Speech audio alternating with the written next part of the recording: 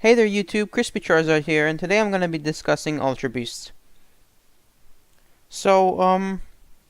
As for what Ultra Beasts are, they are technically Pokemon that come originally from an alternate universe, or at least something like that.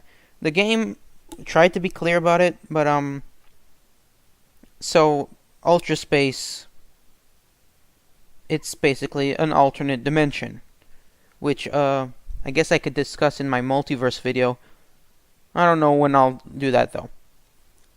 So far, 7 Ultra Beasts are officially confirmed. Those 7 don't include Solgaleo and Lunala's line, but technically, if they're Ultra Beasts, then we'll discuss them too.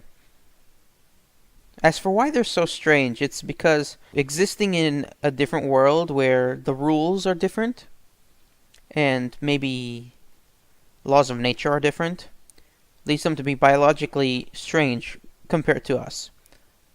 So their stats, for example, are all over the place. Really strange. Like, they're not balanced at all. Or at least most of them aren't. And that's just what they're used to, I guess. For example, Pheromosa has a very high speed, a very high attack, but its defenses are minimal. And Kartana, right there, has very high attack, and its defense isn't bad, but its special defense, I think, off the top of my head, is really bad. All of this is, from memory. It doesn't really matter. Their typings are also diverse, and what they're based off of is also strange. For example, I'll just discuss what they're all based off. Nihilego. So UB01 Nihilego, or Nihilego, is a rock poison type. And it seems to be based off of a jellyfish, but its main point is that it's a parasite. It likes to attach to other beings, usually humans, and it's a form of defense, and by attaching to a human and injecting it with its neurotoxins, it somehow, I don't know how it defends itself, but apparently its host probably protects it. Which makes sense. That's what parasites do. As for why, people don't usually know why it's a rock type. Its glass-like appearance shows that it's made of glass, and glass is technically made out of sand. So glass is kind of basically like a crystal or rock. So whether it's glass-like or crystalline, it's still that's why it's a rock type, and it's poisonous, so rock poison.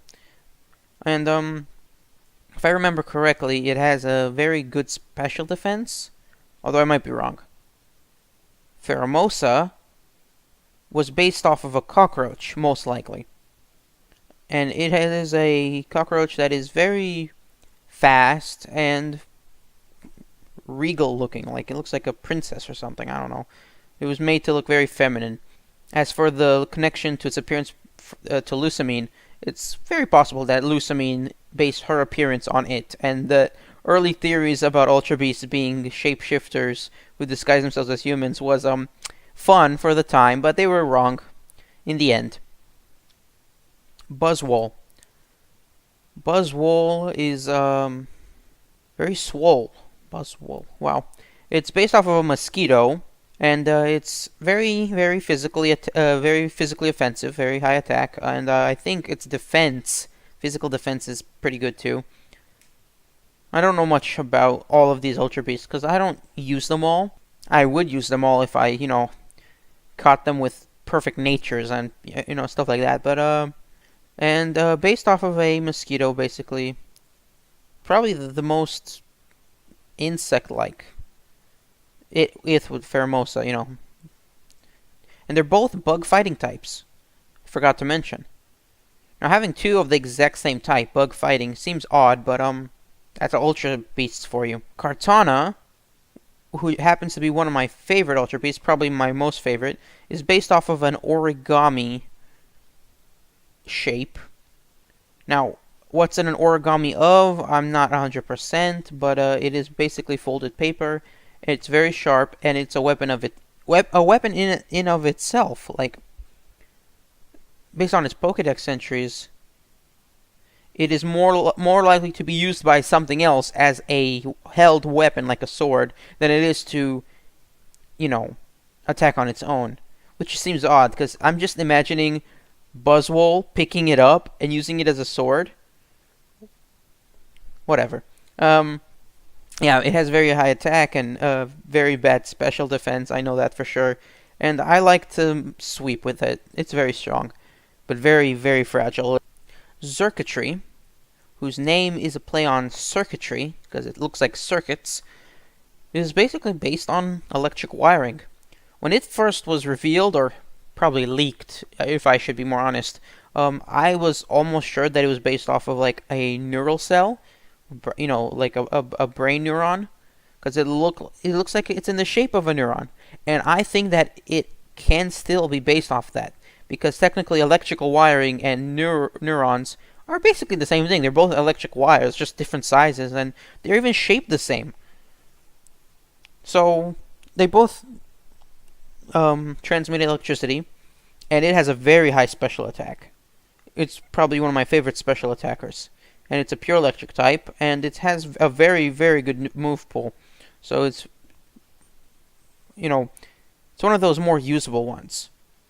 While some Ultra Beasts are not that balanced, Circuitry isn't that bad. Cilla Stila here, you would think that it could be a grass type, based on its appearance and some of its moves, is simply a Steel Flank type, which is a very good typing. And what it's based off of is preliminary bamboo, but somehow it just does, it's more than that. It uses its arms to blast hot air, which causes explosions, which suggests that it's explosive gas. Like, it shoots explosive gas and burns forests to the ground. Like, what kind of bamboo does that? And if it's a steel type, then that means it's not actually bamboo, it's metal, not plant. And it's also arguably the most balanced of the 7 Ultra Beasts, because its stats are not kind of wild. They're kind of pretty good, and it's I don't know, a good tank. I don't know. I've never used it. Gos Lord, the glutton himself. Basically, its dark dragon typing is not the best, but it's not the worst either. It's high dragons typing, and its design is very unique.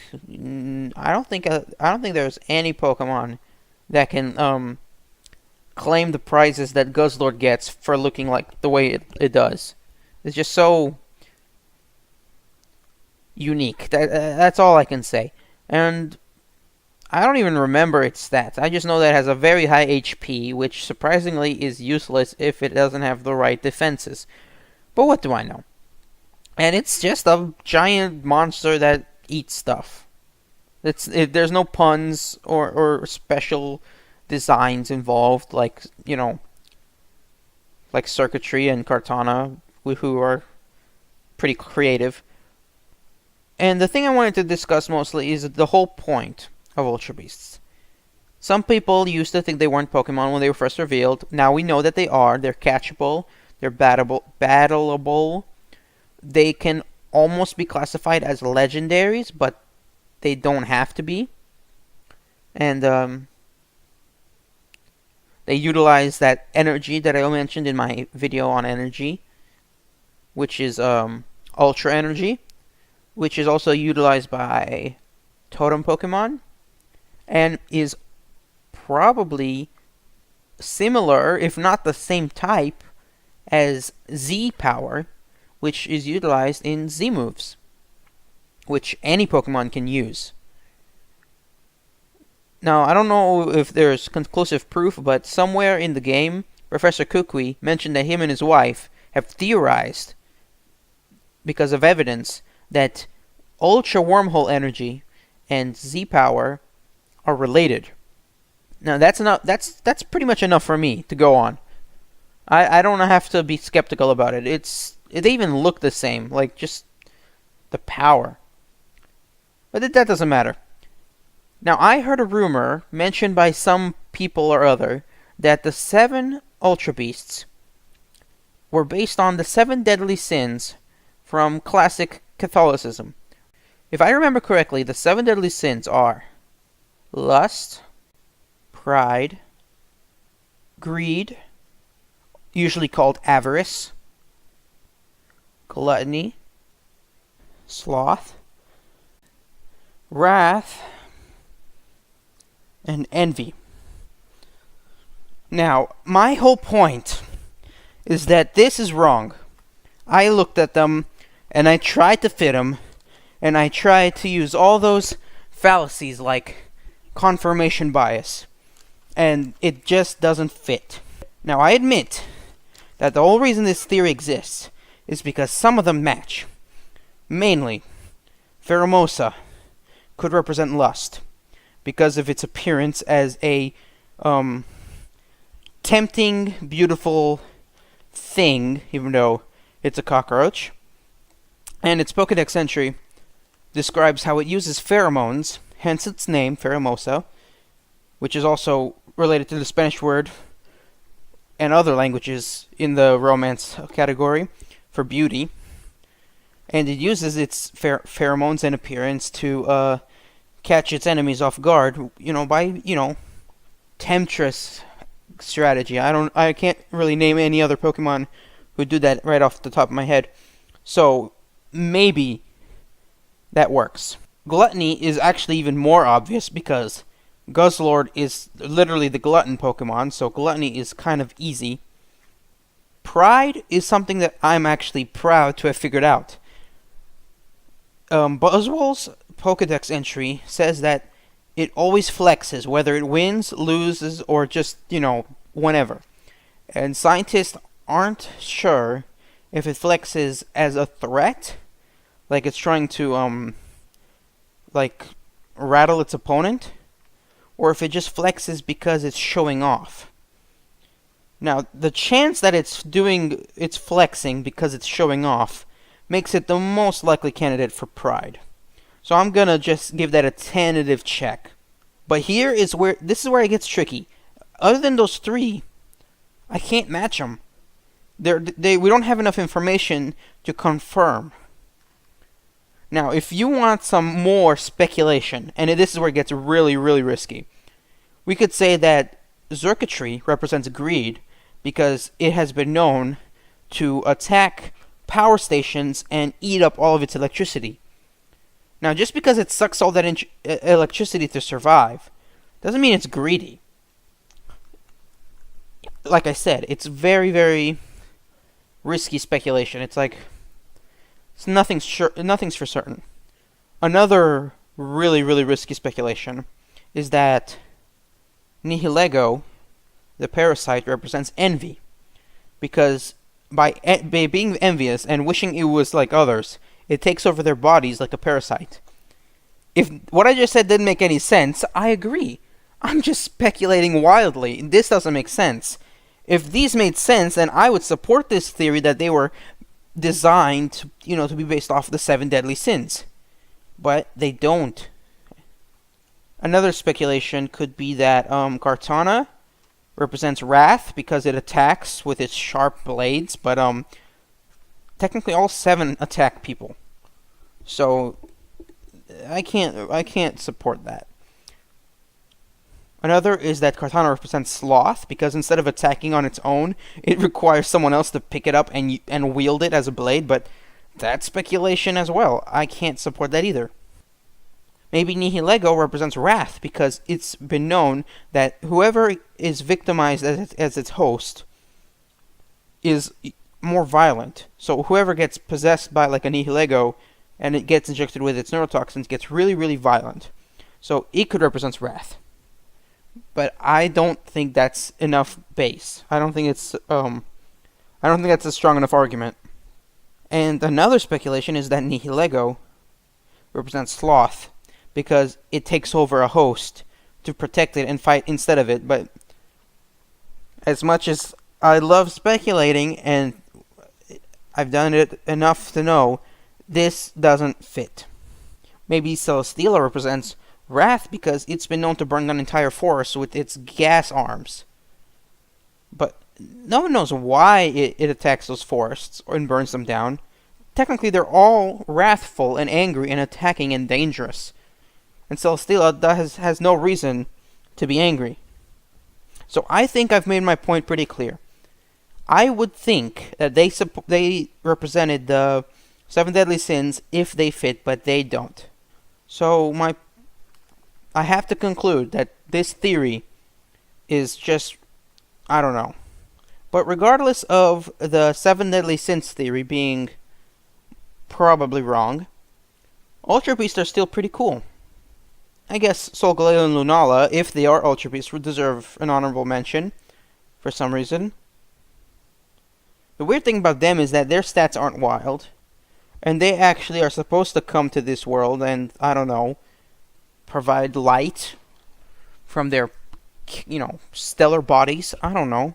I once considered that they're from a different dimension other than our own or ultra space, but they can travel to ultra space, which means that's probably where they're from. In conclusion, if you ever hear someone say that the 7 ultra beasts represent the 7 deadly sins, well, basically just ask them what they mean, because they should be able to support their theory if they actually believe it. I mean, if you know what you're looking at, and you know what you're doing, then you can tell that that theory doesn't work. So, the evidence suggests that it's wrong. Thank you guys for watching. Please like and subscribe if you want more content, and I'll see you guys next time.